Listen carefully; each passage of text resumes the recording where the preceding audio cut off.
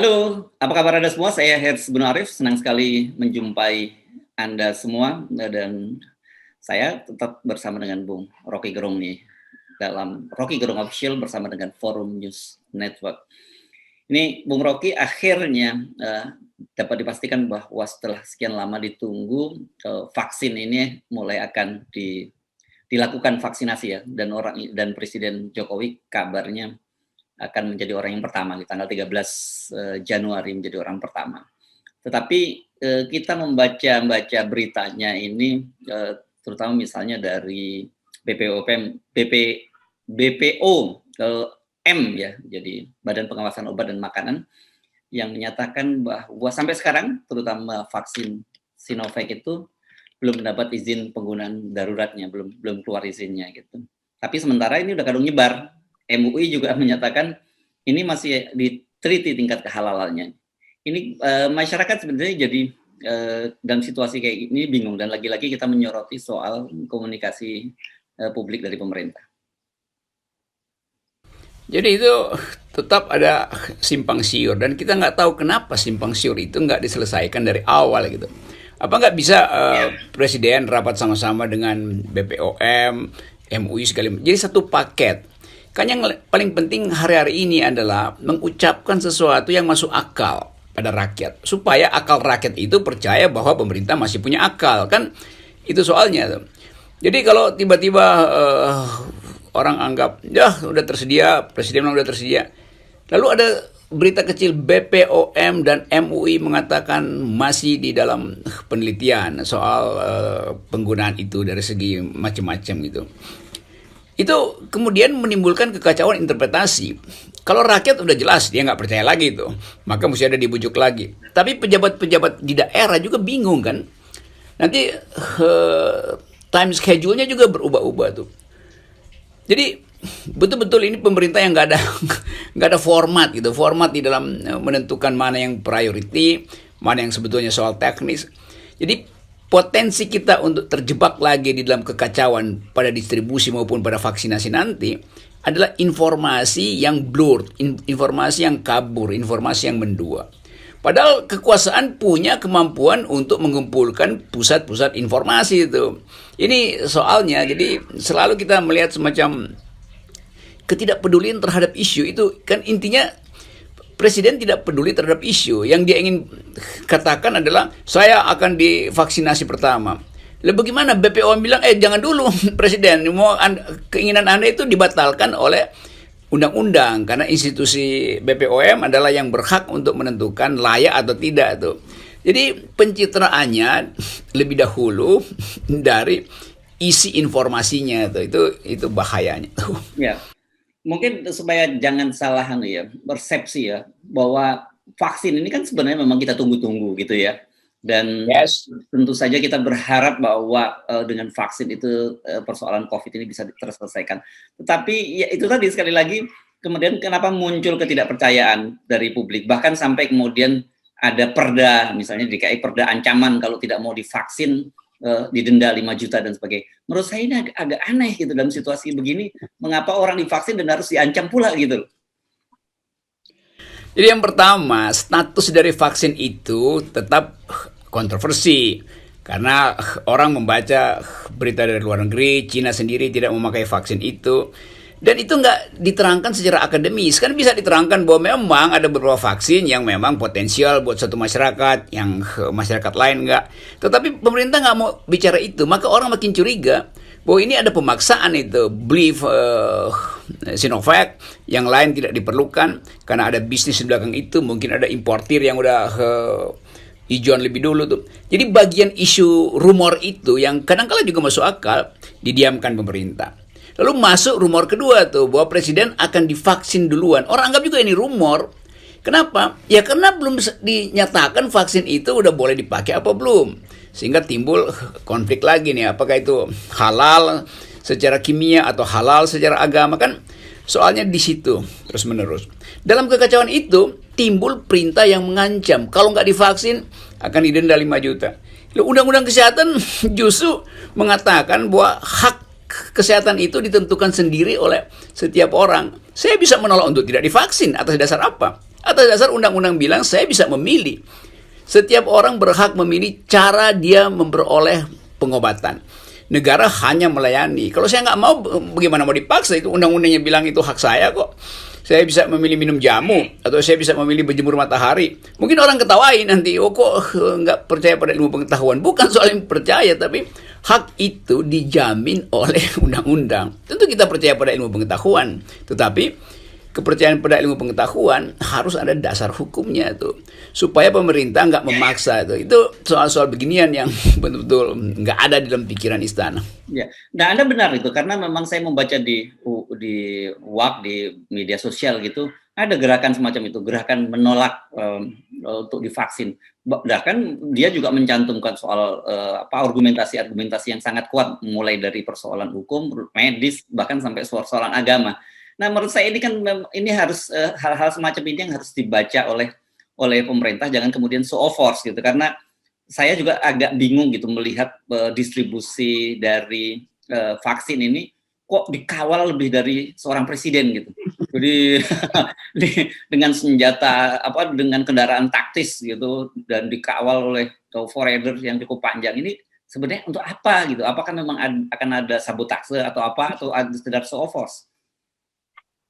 Inilah, kalau memang pemerintah mampu menerangkan, misalnya pemerintah bilang memang undang-undang kesehatan kita memberi hak pada pasien untuk menerima atau menolak, karena hak kesehatan itu adalah hak asasi individu yang bisa dia pilih sesuai dengan kemampuan atau alam pikirannya itu. Tetapi kita sama-sama ingin mendukung agar supaya percepatan penyelesaian pandemi. Kan presiden bisa bilang begitu, atau suruh siapa? Buat terangkan pada masyarakat.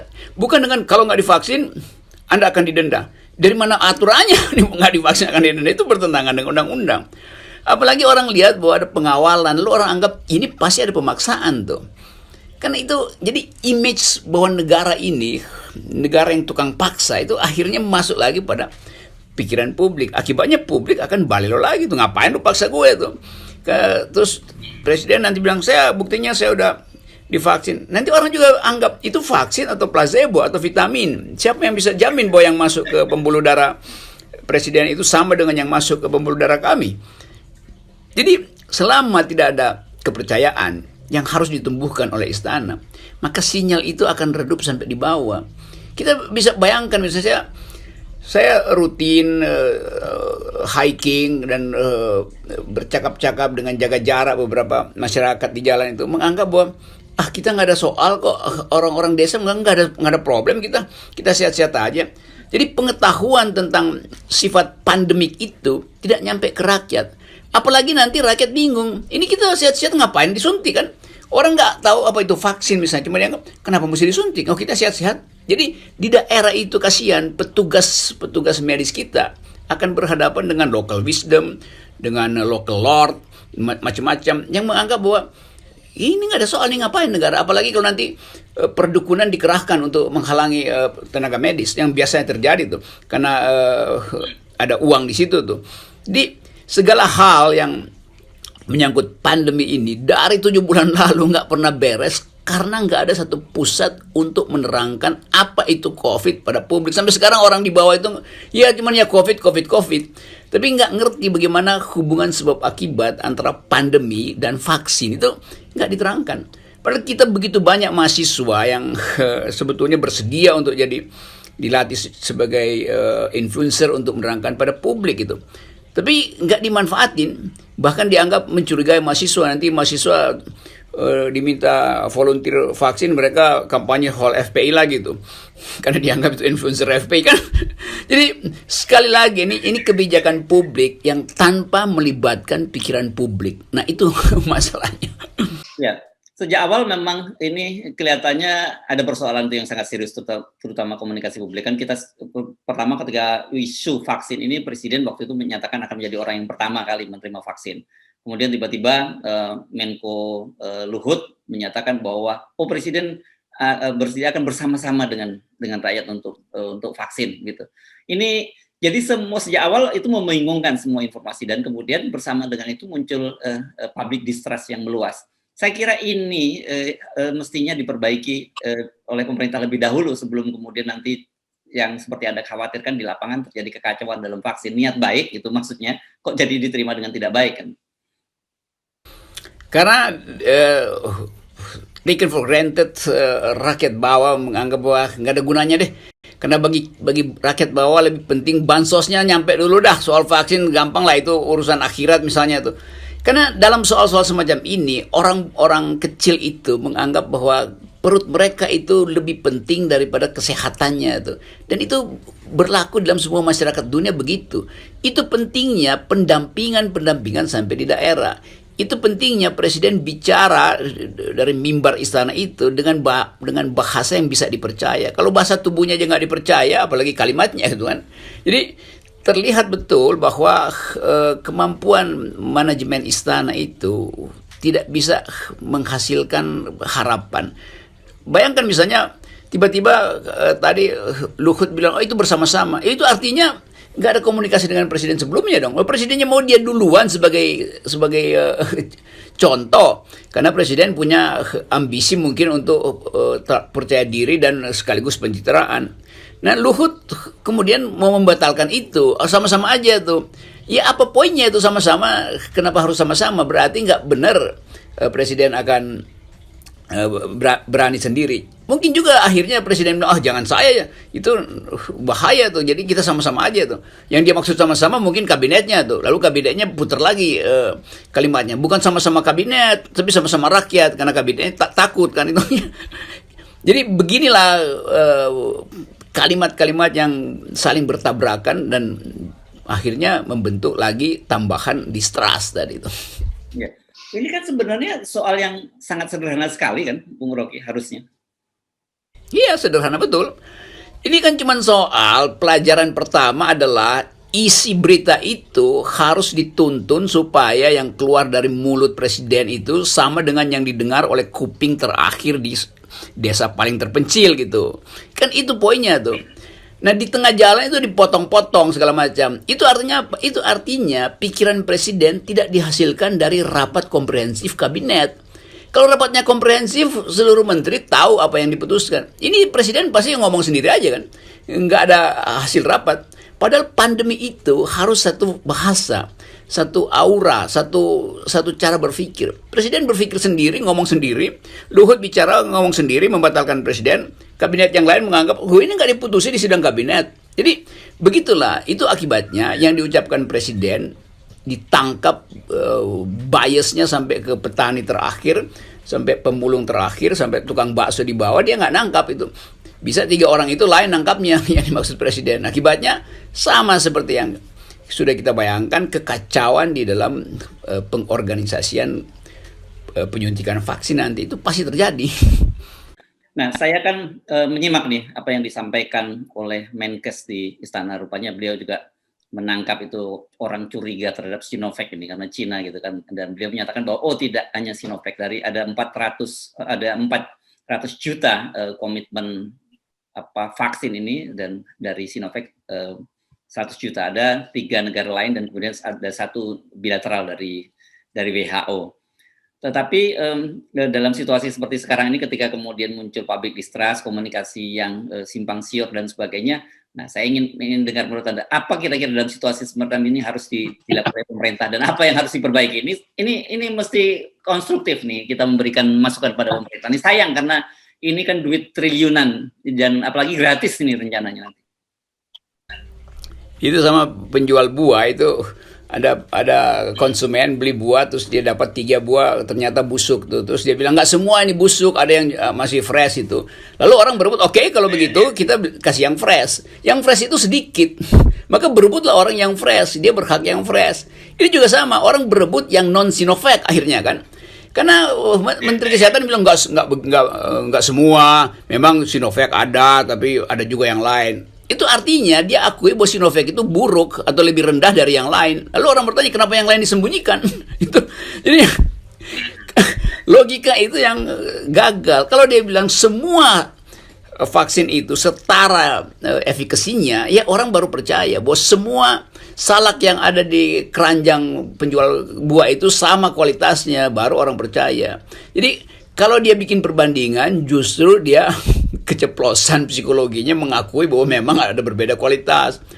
Lalu rakyat menganggap, oke, undang-undang bilang saya berhak memilih obat yang paling cocok dengan saya dan saya rasa berkualitas. Maka rakyat berbondong-bondong bikin petisi, kami mau vaksin, tapi yang lebih baik dari Sinovac. Nah, itu pemerintah mesti siapin tuh. Kan pemerintah bilang ada yang lain selain Sinovac. Kan itu logiknya begitu. Ya.